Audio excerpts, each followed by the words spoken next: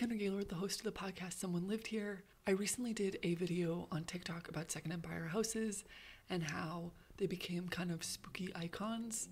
And there were some questions and some funny comments. I thought it'd be fun to spend a few minutes talking about Second Empire houses, what to look out for if you're trying to recognize them. Some people in the comments were saying, oops, I've just been calling those Victorian houses this whole time.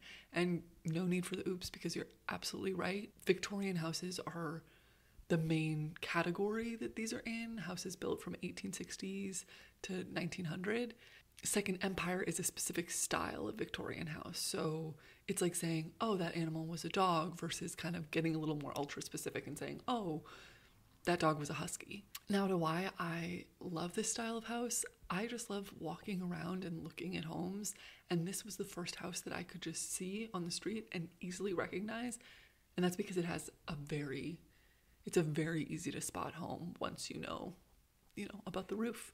If you've ever heard that Vampire Weekend song, I saw a mansard roof through the trees. A mansard roof is the main definer of a Second Empire house. It's a roof that has a super steep pitch and has dormer windows built in. What's cool about this style of house, it adds a whole additional floor to the house that's fully usable. Although the roof type existed before, the architect Francois Mansart popularized it in the 1600s in France, and it was named after him. As this commenter pointed out, it was thought to be especially popular in France since homeowners were taxed by the number of floors, and since mansard roofs would be defined as an attic, it added a full extra floor of living space with no additional taxation. Here are some US house plans from the late 1800s of Second Empires. These house plans give a total cost estimate to build the home, and you can see there are houses that range from $2,000 to over $8,000. These are definitely slightly more expensive. There were some homes in this book that are about $800 to $1,000. One of the reasons these Victorian houses in general, but Second Empires as well, were able to get so ornate was because of industrialization in the US. So you could have these doors and windows and sidings that could be built in a factory, and then it could be shipped via trains to their location. So the type of fancy details that used to be just reserved for mansions could now be achieved by more regular people. This is also why you can find Victorian houses and Second Empire houses all over the country. But in terms of popularity, they're probably most commonly seen in the Northeast and the Midwest. The roof often is made of slate tiles, and there can be these beautiful patterns that are sometimes created within it. On a normal roof, no one's really going to spend that time and money on something that only a hot air balloon's going to see. But since the roof is so vertical, they're a big part of the look of the home. Slate was a common roofing type at the time and was known for being durable and also pretty fireproof. Slate roofs can last from like 60 to 125 years, which is a pretty long time in the roof game. In 1915, the slate industry started to decline when there were more affordable alternatives like asphalt shingles.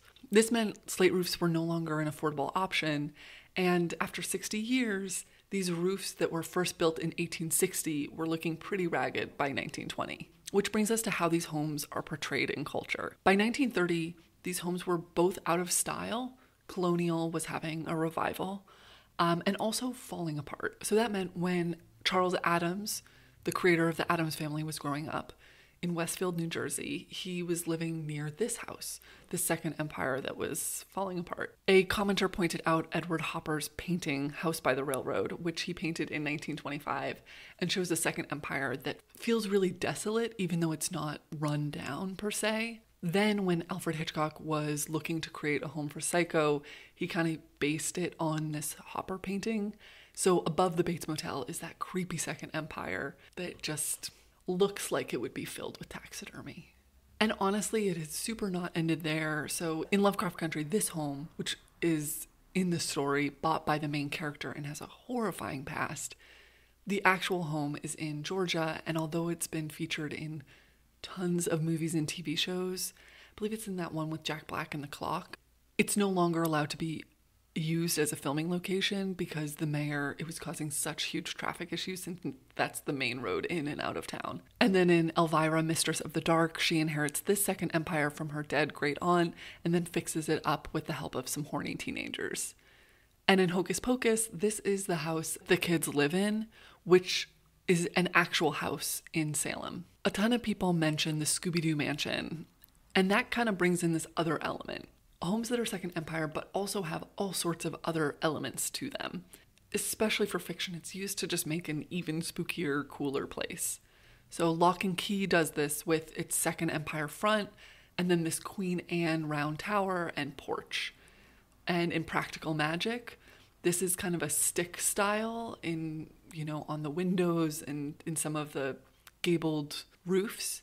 And then it's paired with this Second Empire roofing pattern. I actually love the house from Practical Magic. So I did a whole video on different witch houses in movies and television, which you can see on my channel. And then the Scooby-Doo mansion, which everyone kept saying like, oh my God, I just call it the Scooby-Doo. I just call it a Scooby-Doo house. And the best visual I could find of this was actually the Playmobil mansion, but it's got a bit of Queen Anne, it's got some Gothic revival, and then it's got that Second Empire roof kind of all rolled into one. In fiction and with movie magic, you can kind of take all the best parts of these houses and then make something super cool, especially when you're building a home from scratch, pretty much. And in real life, houses are not just the most perfect example of the period. They are first and foremost places that people need to live. So homes always have to change over time to accommodate the needs of the people who live there. So it's okay that there aren't a million beautiful examples of Second Empire homes, but once you know more about the style, maybe we can make sure that the cool ones that still do exist can keep existing and get the care that they need. Now on to me promoting. I have a podcast called Someone Lived Here, where I go to the historic homes of creative people. I haven't been to a Second Empire house yet, but the first episode is at the Alice Austen house, which is a much older home, but it was transformed in the 1850s to a Gothic revival. The home is super beautiful. You should definitely visit it. But what I like about this episode is while I'm walking through, I learned all about Alice Austen, who was a lesbian, a photographer living in the 1890s, early 1900s. Her story is amazing. It makes me cry, and I think it's well worth a listen. So I'd love for you to hear that. You can subscribe to the podcast through whatever your podcast app is, and then follow me on TikTok at Kendra Gaylord. I kind of feel like you might have come from there anyway, but either way, I would love to see you there and just chat about houses.